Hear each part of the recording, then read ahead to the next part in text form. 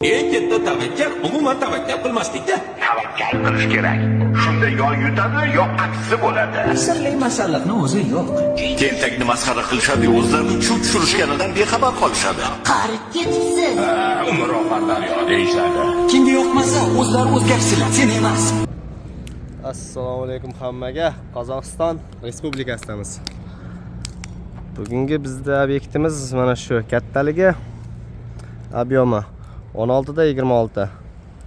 Xudo xohlasa buni planimiz bo'yicha 2,5 oyda bitirish niyatimiz bor. Общий podval bilan 4 etaj ustakalarimiz ishlayapti.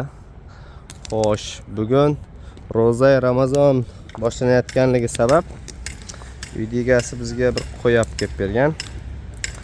Qo'yni so'yib, bugun xudo xohlasa bir o'zbekcha osh damlash niyatdamiz. Nima deb o'ylaysizlar? Qozog'istonda ishlayotganlar bormi? Agar bo'lsa kommentda yozib qoldiringlar. Xudo xohlasa biron kun og'iz ochar paytiga borib bitta osh damlaymiz. Bizda akalarimiz shu yerda.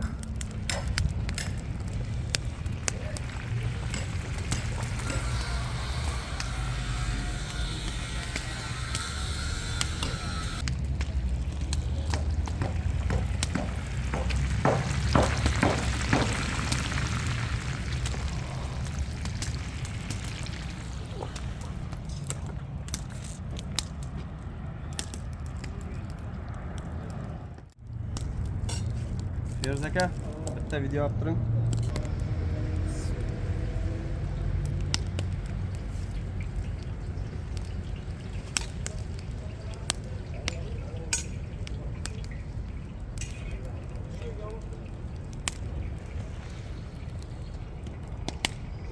Shuraya qo'yib qo'yaveramiz. Yaxshilab ko'rinib turibdi-da men. Четкий. Идеально görünüyor.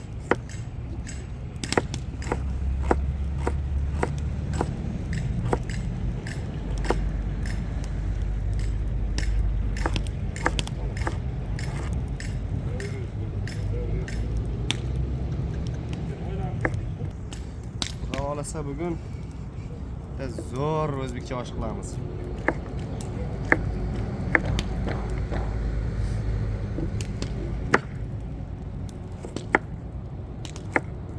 Kamerayı yokma ediyorum ben de ya.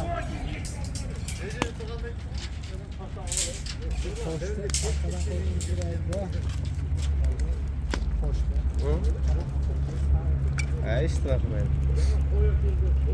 Bu muhtar bu. Boğa gel bile de. Boğa gel.